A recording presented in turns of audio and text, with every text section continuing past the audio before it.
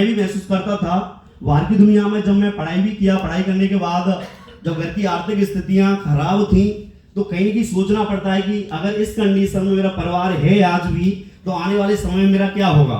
मैं इस चीज को सोचा करता था। उसी बीच कहीं ना कहीं हर इंसान के जीवन में कहीं ना कहीं एक प्लेटफॉर्म मिलता है।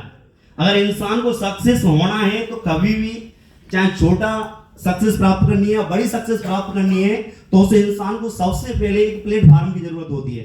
याद से आणु?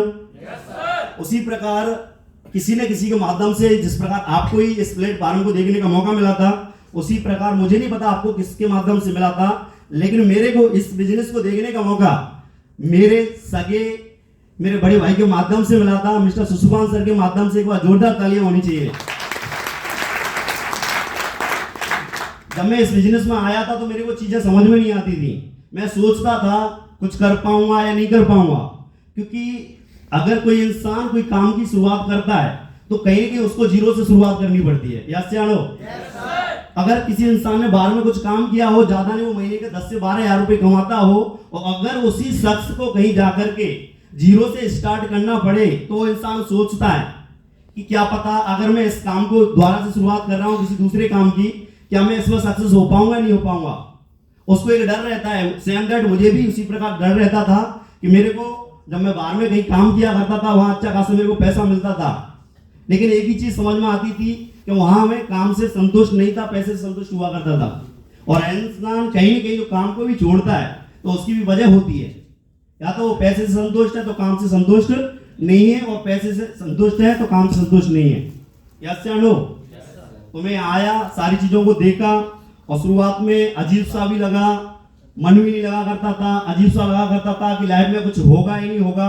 क्योंकि सबसे बड़ी बात होती है सर कि जिस इंसान ने यदि एक प्लेटफॉर्म को पहचान लिया अच्छी तरीका से तो लाइफ में वो बहुत बड़ा मुकाम हासिल कर सकता है। और मैं कहता हूं कि जिंदगी में अगर कोई भी इंसान सक्सेस होना चाहता है तो उसको सबसे पहले एक प्लेटफॉर्म की जरूरत होती है। वो आज मेरे को एक सबसे बेस्ट सुपर डुपर कमाल और धमाल का एक एसलीबीएस वेलनेस जैसा प्लेटफॉर्म मिल चुका है दोस्तों, जहां से मैं अपने ही नहीं, आने वाले समय में अपने पूरे परिवार की सारी समस्याओं को खत्म कर सकता हूं। एक ऐसा प्लेटफॉर्म दोस्तों है। ऐसा महसूस हुआ करता था जब मेरा पहला ब्रॉन्ज हुआ। लोग कहते थे कि पैसा नहीं आता है, सारी चीजों को लेकर के हुआ करता था।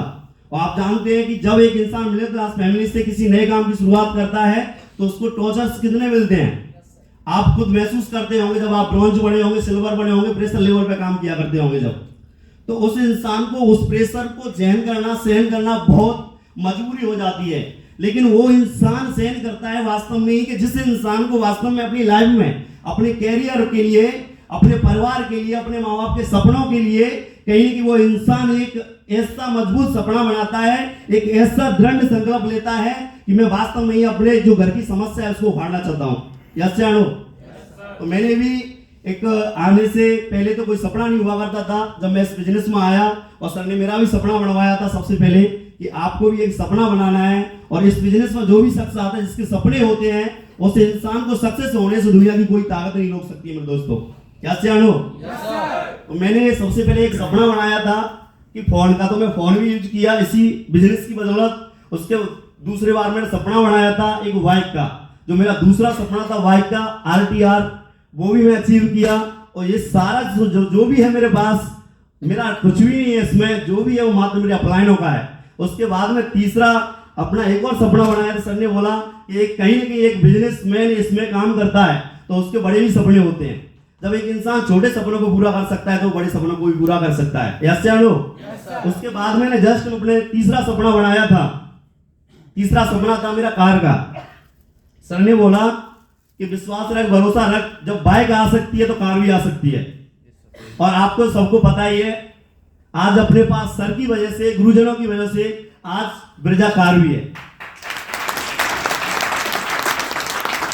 और इसी प्रकार मुझे उम्मीद है, मुझे पूरा भरोसा है कि आने वाले समय में सर का इसी प्रकार आशीर्वाद रहेगा, सर की इसी प्रकार हमारे पर गाइडलाइन रहेगी। आने वाले समय में सर गाड़ी भी आएगी, लग्जरी गाड़ी भी आएगी। इसी के साथ मैं सोनराज कुशवाहा अपनी वाणी को वाइंड अप करता हूं। Thank you so much.